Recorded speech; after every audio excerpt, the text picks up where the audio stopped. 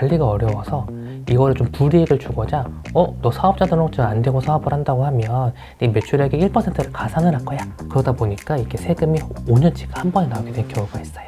내가 세무서에 가서 얘 나한테 연락도 안 되고 그런 상황이고 내가 다 아는 게 맞다 라고 아무리 주장을 해봤자 절대 안 바꿔줘요.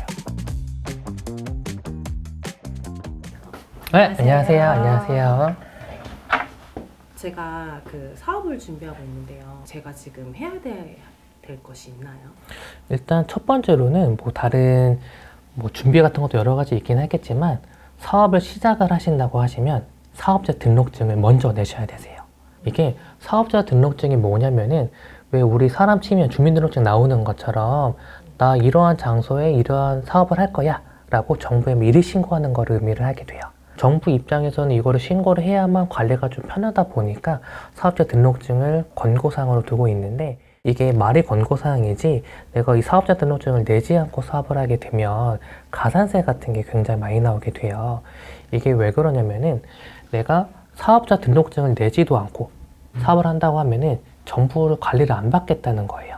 그러면 정부 입장에서는 여기서 매출이 얼마큼 발생하는지도 모르고 얘가 이거는 세금을 얼마큼 내야 되는지도 모르기 때문에 관리가 어려워서 이거를 좀 불이익을 주고자 너 사업자 등록증 안 되고 사업을 한다고 하면 네 매출액의 1%를 가산을 할 거야 라고 이렇게 가산세 항목이 따로 있어요. 그렇기 때문에 내가 사업을 시작을 한다고 하면은 먼저 정부한테 나 사업을 할 거예요 라고 사업자 등록증을 먼저 발급을 신청을 해 주셔야 되세요. 그러면 내가 이게 사업으로 볼 건지 사업을 안 볼 건지도 좀 굉장히 애매하신 분들도 계세요. 그래서 좀 예시로 든다고 하시면 그 리셀러들을 예시로 들 수가 있는데요. 그 리셀러 같은 경우에는 내가 중고로 판매하는 거를 의미를 하는 그런 리셀러인데 대표님들께서도 당근마켓 가끔씩 이용하시잖아요. 내가 당근마켓에서 판매하는 것도 어떻게 보면은 분명 판매 행위이기 때문에 뭔가 사업 행위로 볼 수가 있는데 이거는 내가 어쩌다 가끔씩 판매하는 거기 때문에 이건 사업성이 없다고 봐요. 그렇기 때문에 뭐 사업자 등록증을 내고 나 당연히 판매한다고 이렇게 내는 건 아니고 내가 계속 반복적으로 리셀러 같은 경우에는 거의 한 달에 수백 가지 상품을 계속 리셀해서 판매를 한단 말이에요. 이런 경우라고 한다고 하면 세법에서 계속 반복적으로 사업을 하고 있다. 그렇기 때문에 사업 행위를 보기 때문에 사업자 등록증 이 경우에 발급을 해주셔야 되세요. 그래서 최근에 세무조사도 많이 나왔던 것들이 뭐냐면은 리셀러들 같은 경우에는 그냥 당근마켓 정도로만 생각을 하다 보니까 남들도 다 당근마켓 판매하는데 꼭 사업자를 내야 돼 하고 사업자 등록증을 안 냈던 거예요. 우리 사업자 등록증을 내게 된다고 하면 자연스럽게 따라오는 게 부가가치세 라는 매출의 10%라는 세금을 내야 되는데 이거조차 누락이 됐을 거고 그러다 보니까 이게 세금이 5년치가 한 번에 나오게 된 경우가 있어요. 그렇기 때문에 뭐 이런 경우가 아니라 하더라도 사업자 등록증을 내는 거는 사업 초반에 기본 중에 기본이라고 말씀드릴 수가 있어요. 사업자 등록증을 발급하면 제가 따로 유의해야 할 점이 따로 있을까요? 일단 뭐 기본적인 건 다 적어서 내주시면 되시는데 내가 직접 골라서 작성하는 거는 내 사업장 소재지, 내 주소지랑 그리고 내가 어떤 업종을 할 건지 이 두 가지 내가 직접 적어서 내줘야 돼요. 그렇기 때문에 사장님께서 유의할 점은 이제 주소랑 업종 이 두 가지인 건데 주소 같은 경우는 뭔가 일반적으로 어차피 내가 사업하는 거 적으면 되는 거 아니냐? 라고 생각을 하기 때문에 보통 이런 걸 고려를 아예 안 하시는데 내가 아직 개업하기 전이라고 하시면 이런 거까지 고려를 해주셔야 되세요. 이게 왜냐면은 대표님께서 그 창업을 어디서 하는지에 따라서 세금 내는 게 달라져요. 그러니까 예를 들어서 내가 이제 음식점을 낸다고 하면 막 우리 상권도 분석을 하고 뭐 수익률도 분석을 하고 막 그런 것만 좀 분석을 하신단 말이에요.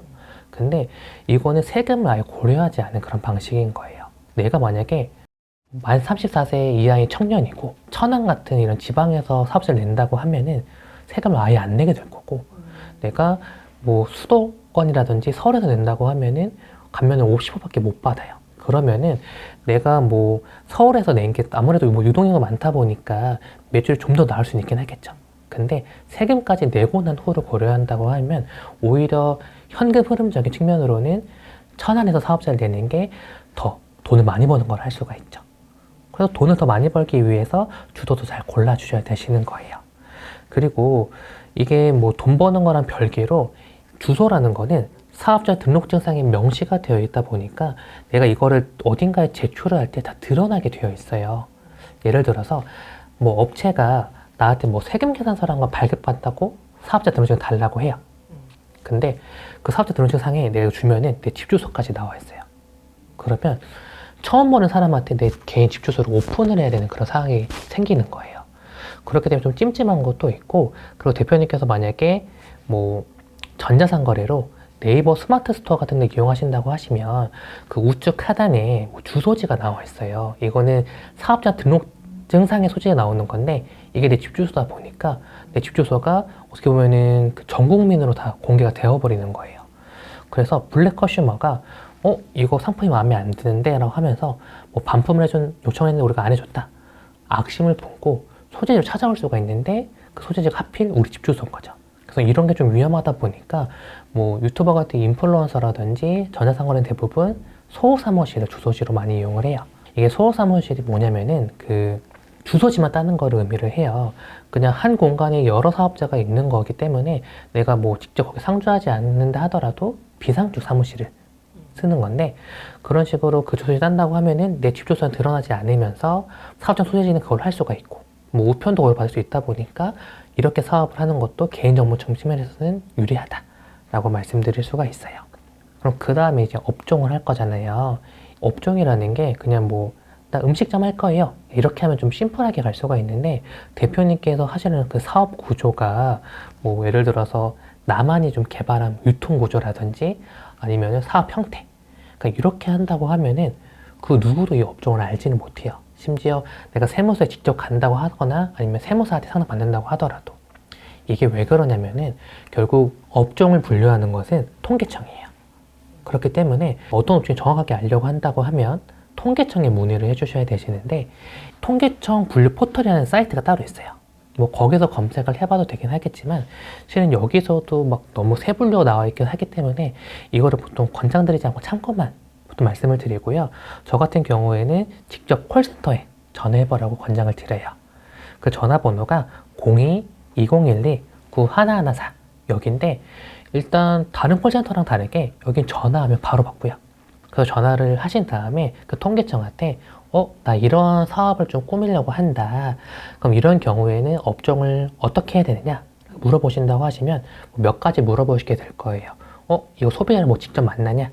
아니면은 뭐 오프라인이냐 온라인이냐 이런 거를 물어본 다음에 업종 코드를 찍어줘요. 그럼 그 업종 코드를 받아 적은 다음에 구세청 업종 코드를 변환시켜가지고 사업자 등록증을 내셔야만 정확하게 들어가시게 되는 거예요. 이게 업종이 내가 실수로 뭐 다른 건 넣을 수도 있어요. 근데 그렇게 되면 뭐가 문제냐면은 이게 업종에 따라서 감면이 좀 달라지게 돼요.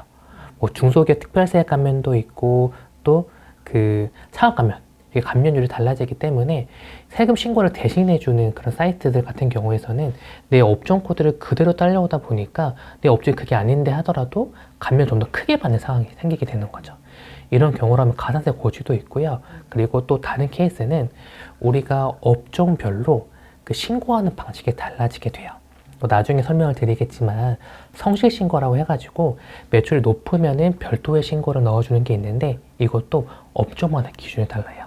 뭐 도소매면 뭐 15억, 그리고 뭐 제조업이면은 뭐 7.5억 이런 식으로 정해져 있는데, 내가 업종을 다르게 넣으면은 그 신고 대상 피할 수도 있는 거죠. 이렇게 되면 성실신고를 안 한 거기 때문에 좀 문제가 커져가지고 내 업종을 정확하게 해야지만 그런 분류에서 제대로 피해갈 수 있다 라고 말씀드릴 수가 있어요. 그리고 듣기로 네. 간이 사업자가 유리하다고 들었어요. 저 같은 경우에도 간이 사업자로 등록하면 될까요? 일단 사장님한테 간이에 대한 게 뭔지 먼저 말씀을 드려야 될 것 같아요. 일단 간이랑 일반은 그냥 부가세를 어떻게 납부할 거냐 계산식만 달라져요. 일반 가세자라고 하면은 뭐 매출세에서 매입세액을 빼는 건데, 뭐 간이가세자 같은 경우에 납부세액에서 공시세액을 빼는 거. 그래서 일반적으로는 간이가세자가 좀 소상공인을 좀 도와주려는 취지로 만든 거다 보니까 세금 자체는 간이가세자가 적게 내요. 애초에 내가 매출이 4,800원이 넘지 않는다고 하시면 세금이 아예 안 나오게 될 거고, 그리고 내가 일반 가세자 대비 3분의 1 정도 수준으로 납부세액이 나오게 돼요.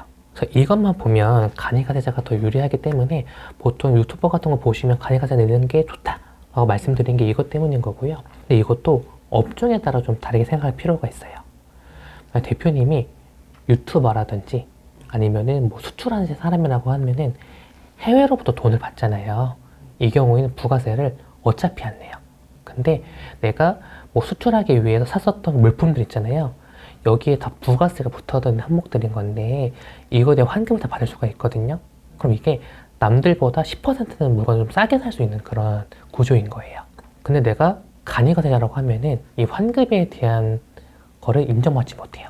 그러면 내가 똑같은 사업을 한다 하더라도 간이는 세금 안 나오고 일반 가세자는 환급에 나오고 이렇게 다르다 보니까 내가 좀 해외적인 사업을 한다고 하시면은 일반 가세자로 가시는 게 더 유리하다고 말씀드리는 거예요. 그래서 내가 어떤 업종을 가지고 있고 매입 구조가 어떻게 꾸며져 있는지 이거를 좀 판단해 가지고 그 간이가세를 신청을 해 주셔야 됩니다.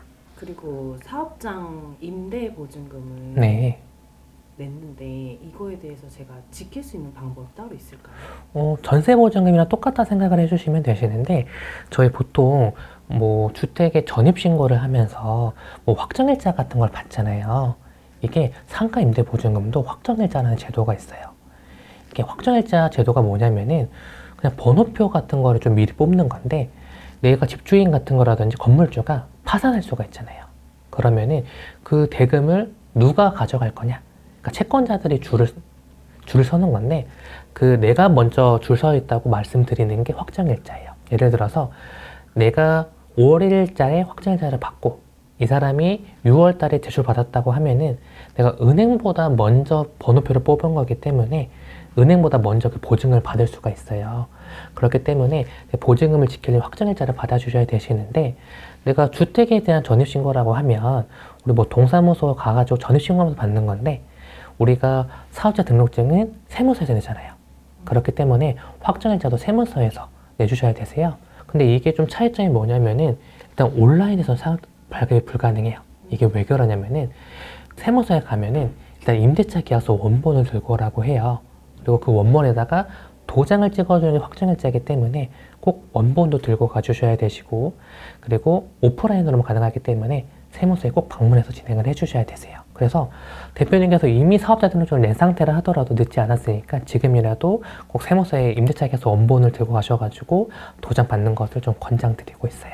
사업자를 낼 때 공동사업자로 하는 것이 좀 유리할까요? 이게 공동사업자를 하는 이유는 좀 세금을 적게 내기 위한 것도 있어요. 우리나라는 누진세율 구간이라고 해가지고 소득을 한 번에 많이 벌수록 세금을 좀 많이 내는 그런 구조란 말이에요. 근데 내가 1억을 벌었다 하더라도 50대 50이라는 공동지분이라고 하면은 갑이 5천만 원, 을이 5천만 원이기 때문에 1억으로 세금 내는 것보다 세금이 더 적게 나와요. 이런 것만 보면 공동사업자 어차피 다 투자자도 있고 같이 하는 애들이 있기 때문에 공동사업자가 좋을 것 같은데 라고 생각이 들 수가 있는데 이게 실무는 좀 달라요. 이게 뭔가 친구들이랑 같이 공동사업자를 한다고 하면 그 친구들 영원할 것 같잖아요. 근데 실제로 영원하지 않고 이게 싸워서 그만두는 경우가 진짜 태반이에요. 근데 그냥 이게 싸우고 이제 깨끗하게 끝나면 좋은데 그 친구가 잠수를 타버리잖아요. 그럼 나 이 사업자 등록증에 대해서 아무것도 할 수가 없어요. 이게 왜냐면은 일단 공동사업이라고 신청을 해버리게 되면 일단 법으로 묶이게 되는 거예요. 그래서 그 사업자에 대한 권리가 각각 지분율대로 있는 거거든요. 예를 들어서 친구 한 명이 나랑 싸워서 그냥 잠수 타고 나를 다 차단박았어요. 근데 내가 뭐 메가커피를 하다가 이제 뭐 컴포즈를 하고 싶어요. 그럼 상호로 바꿔야 되잖아요. 근데 정정을 할 때 다른 공동대표의 동의가 필요해요. 내가 세무서에 가서 얘 나한테 연락도 안 되고 그런 상황이고 내가 다 아는 게 맞다 라고 아무리 주장을 해봤자 절대 안 바꿔줘요. 왜냐면 세무서에서도 이걸 몇 번 바꿔줬다가 바꾸니까 그 다른 대표들이 난리치는 경우가 많기 때문에 아예 법대로 둘 다 와야지만 가능하다. 얘가 안 한다면은 탈퇴 신청을 넣어라. 근데 탈퇴 신청 넣을 때도 그 사람이 필요하죠. 그렇기 때문에 괜히 법적으로 불편해 행정 처리로 차라리 일단 주대표가 있을 거고 부대표가 있을 거잖아요. 일단 주대표를 단독 대표를 세워요. 그리고 그 사람한테 어차피 줘야 되는 수익금 안분 같은 거 있잖아요. 그걸 차라리 그 사람 앞으로 인건비 신고를 하세요. 그러면은 아까 말씀드렸던 것처럼 내가 1억 벌었는데 50대 50 나눠가서 공동사업자로 가서 5천씩 가져가는 거랑 그 사람한테 5천만 원 인건비 신고해서 5천씩 가져가는 거랑 세금 이득 보는 건 똑같거든요. 근데 이런 경우라고 하면은 그 친구가 뭐 잠수를 타든 나랑 관계 끊어지든 관계없이 내 사업장을 계속 운영할 수 있다는 장점이 있죠. 그렇기 때문에 저 같은 경우는 진짜로 뭔가 명의로 공동대표가 들어가는 상황이 아니라고 하시면 단순 투자자나 같이 하려는 친구라고 하면은 일단 좀 행정적인 거를 편하게 하기 위해서 단독 대표로 가는 걸 좀 권장드리고 있어요. 제가 사업장 외에 다른 타소득이 있는 경우에는 혹시 세금 신고가 어떻게 진행이 되나요? 이게 만약에 보통 대표님들께서 은퇴를 하시고 사업자를 내시다 보니까 이런 걸 굉장히 많이 물어보게 돼요. 항상 연말정산만 하시는 분들이다 보니까 이게 여러 소득이 있을 수가 있거든요. 뭐 근로소득도 있을 수도 있고 사업소득이 있을 수도 있는데 그냥 소득이 여러 개 있으면 그냥 다 합해서 신고를 하면 돼요. 내가 만약에 5월 달에 회사를 그만뒀어요. 그리고 내가 8월 달에 가게를 오픈했어요. 그럼 그 한 해에는 1월부터 5월까지는 근로소득이고 8월부터 12월까지는 사업소득이에요. 그러면 여기서 연말정산을 하고 나왔다 하더라도 소득이 두 가지가 있기 때문에 이거를 5월 달에 합산해서 신고를 해주셔야 되세요. 보통은 여기 연말정산 끝나고 여기서 환급도 받았어요 라고 하면서 이걸 누락해버리게 된다고 하면은 결국은 매출을 누락한 거나 똑같기 때문에 꼭 합산해서 신고를 해주셔야 되세요. 대표님들께서 가끔씩 실수들 하시는 게 이게 연말정산을 신청을 하실 때 내 카드 내역 다 불러와지잖아요. 근데 연말정산에 넣었던 그 카드 내역은 내가 사업장에서는 경비로 쓸 수가 없어요. 그렇기 때문에 이게 중복되면 안 된단 말이에요. 내가 사업자를 내면서 근로행위도 계속 할 거야 라고 하시면은 그 연말정산을 좀 안전하게 피하기 위해서 예를 들어서 뭐 삼성카드는 그 사업용 카드, 뭐 현대카드는 근로자 카드를 해가지고 카드사별로 좀 분리 쓰면은 연말정산에 좀 다르게 불러지다 보니까 그렇게 진행을 해주는 거를 권장을 드립니다. 네, 그래서 일단 오늘 질문하신 거 다 답변 드렸고요. 나중에 기회 되면 다시 한번 만나도록 하겠습니다. 오늘은 개업하기 전에 좀 알아야 될 것들을 말씀을 드렸어요. 근데 이거 외에도 궁금한 사항이 있거나 아니면 좀 헷갈리는 내용이 있다라고 하시면 댓글로 편하게 남겨주시면 제가 답변 드리도록 하겠습니다. 감사합니다.